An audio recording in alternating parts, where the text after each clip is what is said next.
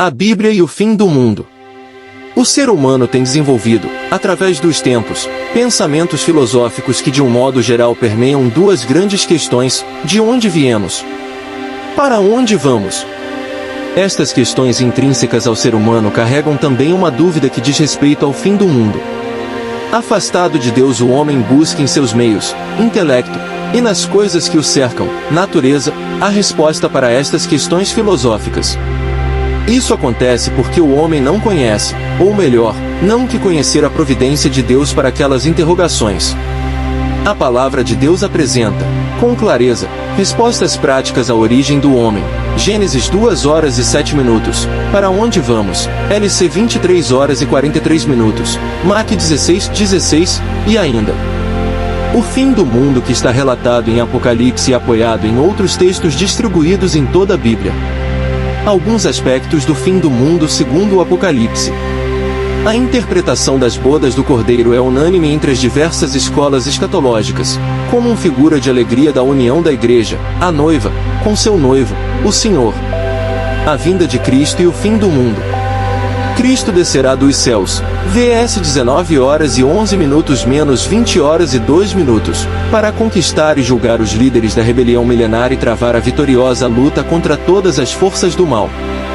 De sua boca sai a espada que ferirá as nações, SL 2h09, isto é, a palavra toda-poderosa do Senhor, e o cetro de ferro com que ele reinará sobre o mundo no milênio, 20h04. Podemos concluir à luz da comparação dos horrendos dias futuros com os tempos de Noé, que os mundanos não estarão prevendo a vinda repentina do Senhor. Julgamento do trono branco. Julgamentos sem número têm caído sobre as cabeças do homem individual e coletivamente desde o início da história humana, mas não cogitaram que haverá outro tribunal em que todos pagarão com absoluta justiça as más obras que realizaram na vida terrestre, todas elas alistadas nos livros que serão abertos por Cristo, o juiz. Para que este julgamento irreversível englobe a todos, Deus levanta os mortos que não ressuscitaram na bem-aventurada primeira ressurreição. Portanto, os que não foram salvos antes de morrer receberão consciente e individualmente a sua recompensa. Evidentemente, esta ressurreição se limita aos ímpios, anteriormente indicados para serem lançados no lago de fogo, chamado a segunda morte. Os salvos, tendo parte na primeira ressurreição, escaparão deste terrível e último julgamento. Seus nomes estão cabalmente escritos no livro da vida, assegurando-lhes que não têm motivos para temer jamais serem enviados ao vulcão que arde incessantemente. A morte e Hades, representados como pessoas demoníacas, são consignados ao lado de fogo. O desaparecimento de Hades significa que nunca mais temerão a morte os que maravilhosamente foram justificados e salvos pela graça de Deus. O novo céu e a nova terra. Pedro nos adverte que os céus passarão com estrepitoso estrondo e os elementos se desfarão abrasados, também a terra e a obra que nela existem serão atingidas. 2 Pé 3h10. Porém só João pinta para os seus leitores bem-aventurados os detalhes do paraíso reconstituído, o lar eterno dos redimidos. Da agitação de julgamentos investidos contra a família de Deus para o quadro plácido com face de lago quando nenhuma brisa sopra.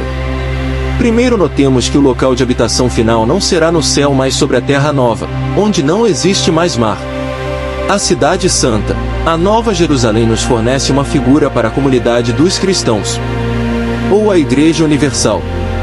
O galardão maior que o povo de Deus tem para guardar se anuncia na frase: Deus habitará com eles, eles serão povos de Deus e Deus mesmo estará com eles.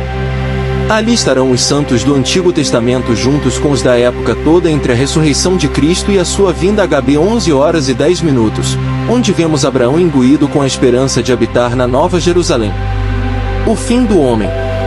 Aqueles cujos nomes não forem encontrados no livro da vida serão lançados, sem mais cerimônias, no lago de fogo.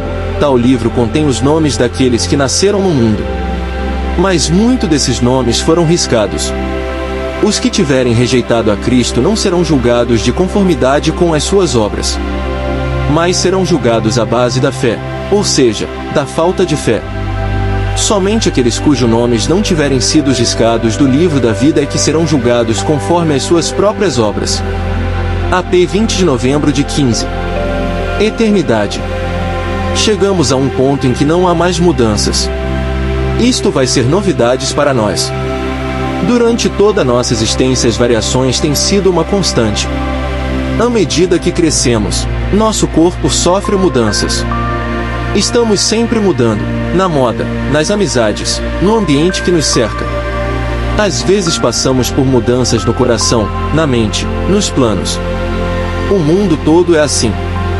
Um poeta expressou isso num hino: em tudo vejo mudança e corrupção, ó Deus imutável, faz em mim habitação.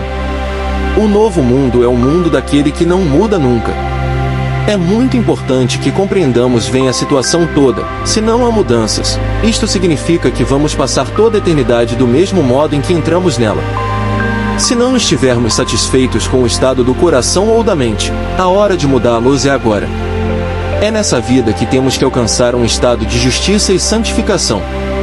O homem ímpio se prende a subterfúgios filosóficos como maneira de especular teorias sobre o fim do mundo.